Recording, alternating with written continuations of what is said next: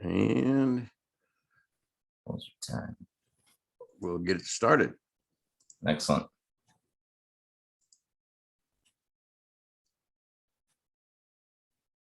Good morning, good afternoon, good evening, whatever time it is, wherever you are, it's HolzerTime, as my friends and colleagues call it. I'm Steve Holzer, and I'm joined today by a special guest, Carlos Velazquez. You're, I believe, situated in Oregon at the moment. Today's installment of HolzerTime is presented by SIMLAB. SIMLAB creates digital twin platform solutions for building owners. And Carlos is a well-seasoned, I'll call him professional and expert in spatial reality capture. I've known Carlos for a number of years. Many of you know about our AEC hackathons that we started. That's where Carlos and I first met a number of years back. And Carlos has worked in many aspects of reality capture from the early days, even in simple things such as Matterport, all the way into all kinds of amazing tech that he is going to share some of today. But one of the most important things that, and Carlos and I were discussing early on, about this particular presentation, we really want to help the industry understand what is the real value in this reality capture. It's a new kind of almost a buzzword, but not. And sometimes I think when we have new technologies and new terms, they sometimes get maligned based on what someone's perspective is. So today, Carlos is going to bring us a little deeper understanding about reality capture. The tagline was, "A scan is worth immeasurable data." So with that, Carlos, I'm just going to turn it over to you, and I'll watch the Q&A. Anybody that has any questions, drop those in the chat. And if it's relevant at the time, we'll pull Carlos aside and say, "Hey, wait a minute, Carlos, we didn't get that." So anyway, thanks, Carlos. I really appreciate you joining us. And take it away. It's yours. My pleasure, Steve. And thank you for having me. I really appreciate it. Appreciate you recognizing we've definitely known each other a while. Those AEC hackathons are always impressive environments. I really appreciated them to really stimulate creativity. I also got to acknowledge EveryPoint and thank you for allowing me to participate in this. We're creating a pretty incredible spatial computing platform that I would highly recommend people checking out what we're doing. So with regards to reality capture, I think one of the most fundamental, first, what is reality capture, right? It's kind of a buzzword. It's got this interesting element of literal meaning in that we're trying to capture reality, but it's got a more buzzword related to three-dimensional reality capture. So I think that what we're going to continue to learn is, and what my goal is, to continue to evolve really that definition of reality capture, because in my 23 plus years of experience of doing LiDAR reality capture to start off with, in that time period, I have found the technology continues to evolve and it iterates, right? We're capturing some element of our experience in truth, right? You're recording some element of our life experience. We're really specifically here talking about how do you capture environments that actually help you to understand your environment, analyze it, right? Improve upon it. So I think the tagline here that we're talking about with reality capture and it being measurable data, I think becomes an interesting conversation around what data is immeasurable and why in regards to reality capture. I'm going to take a stab at it as to why I believe it's immeasurable. And it really comes down to its perspectives. It allows you to access many perspectives. Three-dimensional data allows you to scale, right, at all these different views, look at it at the scene from all these different perspectives. So the immeasurable element to me is this ability for us to be very dynamic and interactive with what data are we actually extracting, and how are we extracting that? Initially it's just a visual data extraction, but that three-dimensional data is to me the immeasurable element of reality capture. And that's just we're just now talking about the spatial side of recreating a copy of what we see in the real world. So I think that 3D data is going to be a very fascinating litmus test for how we validate our reality over and over and over again, how we reflect our reality, how we reflect what we're creating over and over and over again. And three-dimensional reality capture will continue to provide that reflection.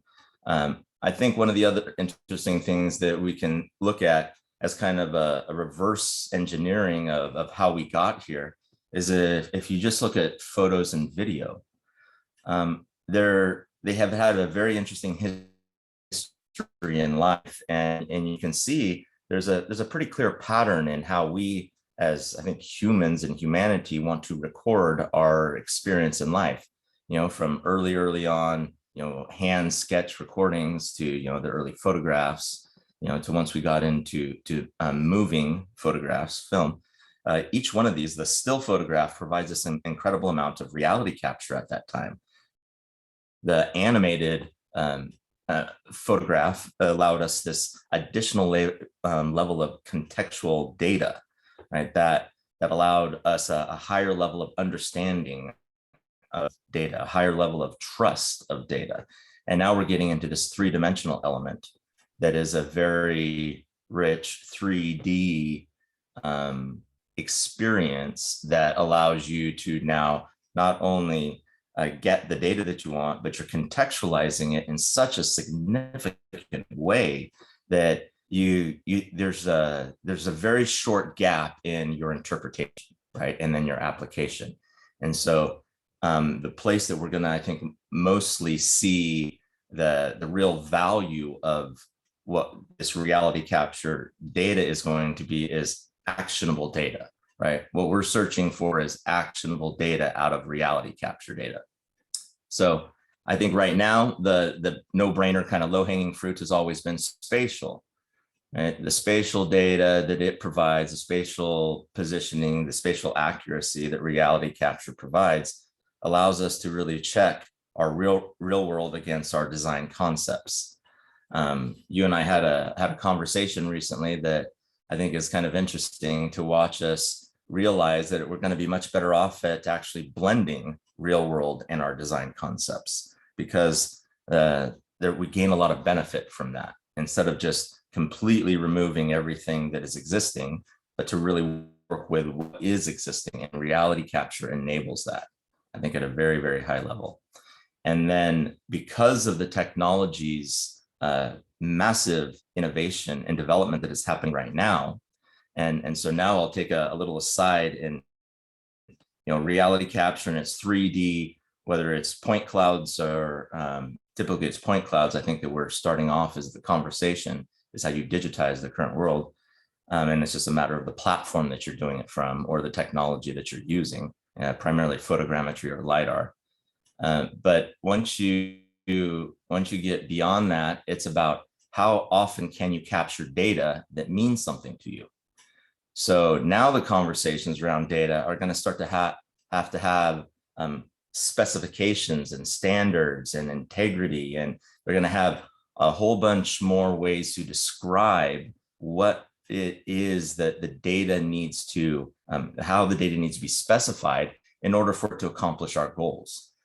So I think this is what we're going to continue to see, and what we're seeing at EveryPoint is the desire for real world data, to capture real world data, be able to process it and extract tangible, actionable data points that can be assembled and distributed automatically, is going to continue to just drive data capture.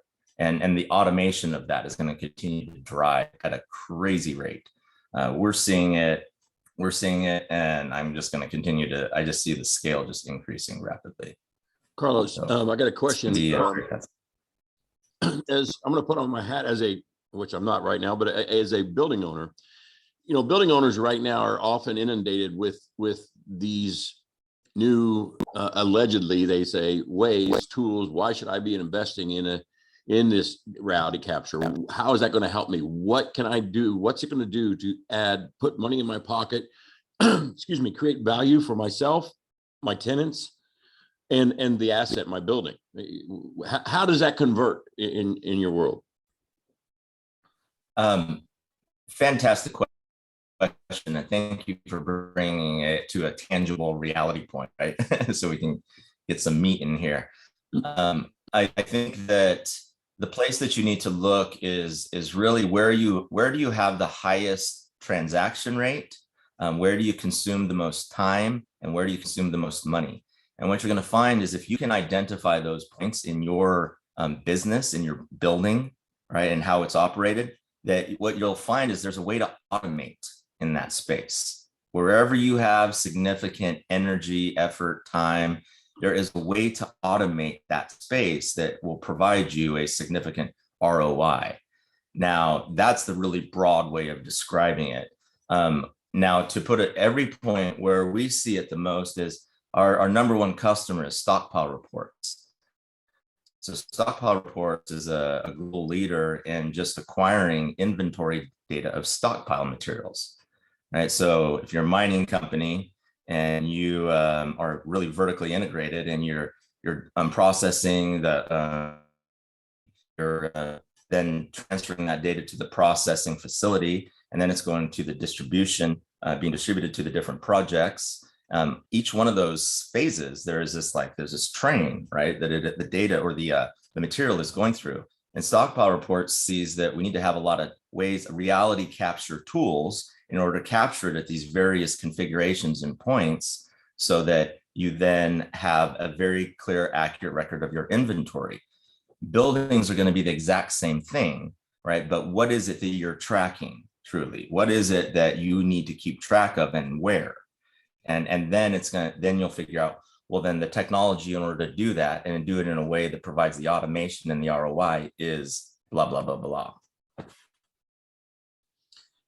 Excellent.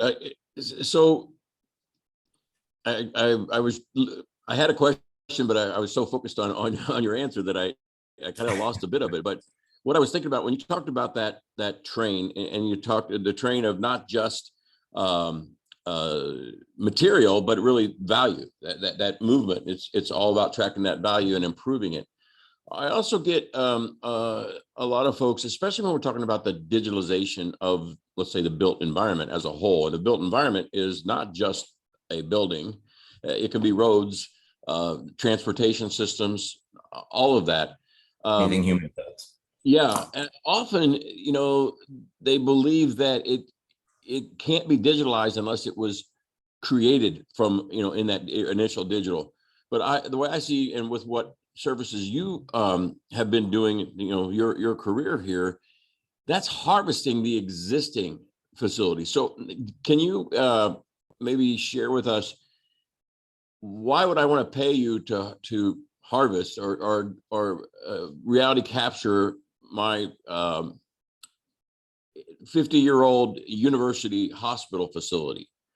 How's that going to help me as a hospital facility owner, that to harvest that existing building and bring it into a digital realm?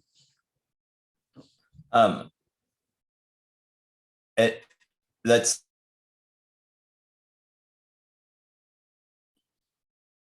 really, there is you're talking about both what level of detail do you need to have a 3D model of the existing facility in order to manage it, right? But I think that there are many levels of accuracy requirement or a reality captured data integrity and accuracy that is required for different operations, different uses of that building, right? So this is where, to me, where in my experience, I am no longer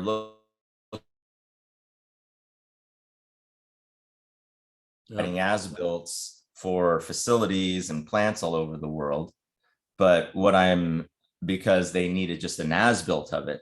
But now what I'm looking at is, I'm looking at all of this as, we're really trying to optimize what kind of data we need where, right? Can I use now my phone to do the three-dimensional record of a certain area because it has plenty of data accuracy for the specific use of the inventory of a bunch of material that is sitting there that I just need to add to our inventory list, right? That automatically gets integrated into the inventory and assets of the building, right? So I think that there are many different levels. You don't just 3D record an entire facility at some accuracy specification and say, all right, I'm done. I don't ever have to do anything again. My building is taken care of. That there's no reality to that.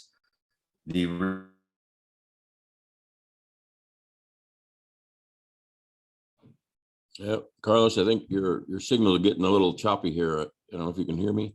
We lost you for a minute there. It was you were frozen. Sorry. So what I was saying is that you're going to continue to capture this data repeatedly, right? There's going to be a frequency, a cadence to it. And then you're going to have to figure out what areas require what accuracy, right? So there are many systems that can capture at very rapidly your entire facility, or you can go in and get very precise, or you can just have the people that work in the building use phones, which is what EveryPoint is enabling, so that you can basically use any camera or any mobile device in order to capture this data and it feed into this depository. So I'm going to continue to ask you tough questions, because this is what I get asked a lot of times, in working with folks. And still, we're going to stay in our hospital here. It's pretty well documented from even years ago out of Stanford and SciFi that arguably 80 to 90% of my expenditures of my hospital operation, I spend after construction is completed. So that's in operations. How can the reality capture make a huge difference in my day-to-day operations and management of that? I know that SIMLAB in their Simon platform, they actually integrate IoT with it. How do you see me as that, again, hospital administrator, better leveraging my current assets and minimizing my operational cost? Great questions, and I appreciate the constant focus and drilling.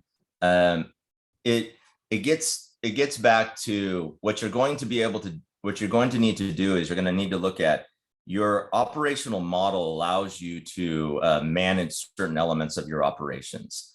When you want to improve back to automation, right? When you want to automate a certain element, you're going to need a reality capture digital element. It's impossible to do this without the digital element.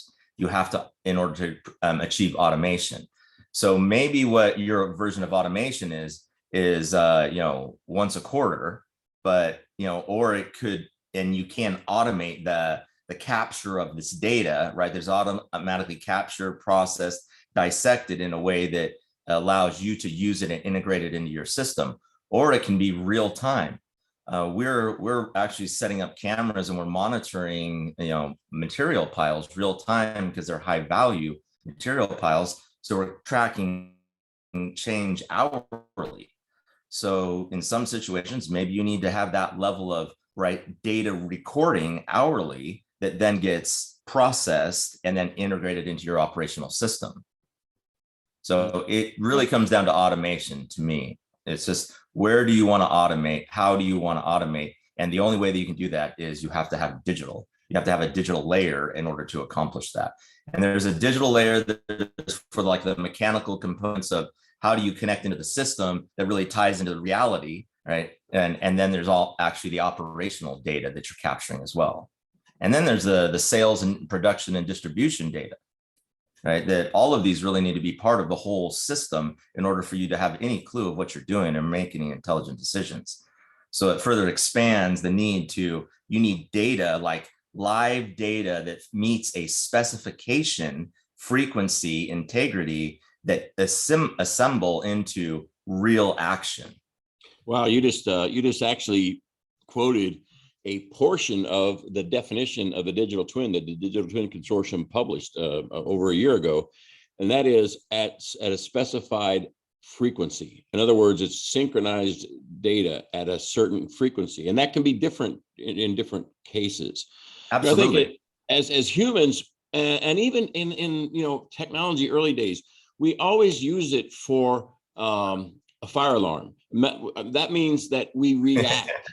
We react, as opposed to what I'm hoping to see more, and wondering how this ties in with your reality capture work, is how do we become proactive and predictive, and then take the human element out of it, because humans got a lot better things they can be doing than flipping a switch because the thermostat is too cold in the room.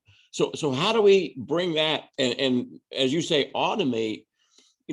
Not only does it make it more usable, the spaces, it makes it more effective and efficient in terms of energy, dollars, all kinds of things. How do you bring that into with your reality capture? You're just saying, how does it continue to make those improvements? Yeah. Does it give you an ability of that predictive and Proactive automation? features. You're talking about automation, so I don't have to respond as a reaction. The system is going to, Yeah. Well, this becomes an interesting conversation that I think I have a unique perspective. What most people do is they look at data, and then they provide some type of analysis of it, and then do some projection into the future as to what the future is going to be. To me, I look at this as data is it's old, so it's more reactive. So we are not going to be as much predicting. You're not as much predicting the future as you are compressing reality, right? Because what it would have taken somebody else weeks, months, years to get the same data, which is what we find, right? We're getting people in an hour. Oh, wow. Yeah. So have you had any exposure to, I hear a fair bit about this, and again, it's somewhat of a maligned term often, but AI, artificial intelligence, and or machine learning. Have you been approached about leveraging that within the reality capture context that you're working with as well? The answer is yes, absolutely. It's all a big bag of tricks and tools that I see is just all about acceleration and more getting into, AI is just taking your brain and accelerating it, right? Accelerating a portion of it, a piece of it. So we're going to find all kinds of places that we're going to just want to hit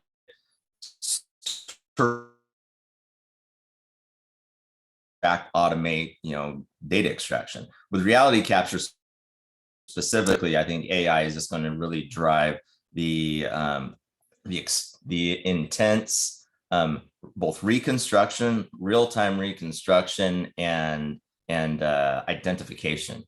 Because I think that once you get those two things really nailed down, reconstruct, identify. When you can reconstruct and identify, categorize everything in the scene, just like that, you're going to see automation and things flying and magic happening, and we're not going to know what universe we're in.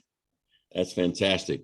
Well, we're getting close to wrapping up our time slot here, but I would like if you would share specifics on how to get in touch with you and EveryPoint, and what you're doing. I also want to ask, I'm hoping that you'll join me again in a future HolzerTime, that we can bring maybe another layer and level of technology. And anybody that's watching, if you would submit to us here when Carlos gives you his contact information, we'll get these involved in the next, maybe even use your suggestions to help us craft some specifics for the next HolzerTime with Carlos. So Carlos, I'd love to. How's the best way to get a hold of you? Carlos.Velazquez at everypoint.io. That's my email best way. And then just through EveryPoint as well. My LinkedIn account, I'm very active on my LinkedIn account. Great. I love having these conversations. Obviously, this stuff is amazing. Yeah, thank you so much for joining us today. Also, I want to thank SIMLAB for giving us the opportunity to present this and these Tech Talks for the HolzerTime Tech Talks. SIMLAB can be found at simlabinc.com, and they utilize a form of reality capture for sure in both of their products, in their Stages product, and that helps visualize a timeline, and it's a collaboration tool, as well as Simon. That is more of their, let's call it, automation and IoT platform. But again, they both leverage reality capture. We do have another webinar coming up on Tuesday with the SIMLAB group itself.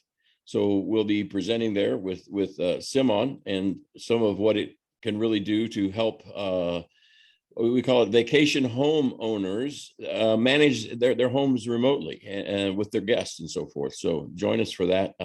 Same time, same place on Tuesday. Carlos, once again, thanks. Appreciate it very much. Looking forward to have you again soon. And folks, you can get a hold of me or SIMLAB at info@simlabinc.com. That's info@simlabinc.com. Any comments, criticisms, suggestions, we'd love to hear any and all of it. And we'll look forward to seeing you on the next webinar. Thank you, everyone. Thanks, everybody.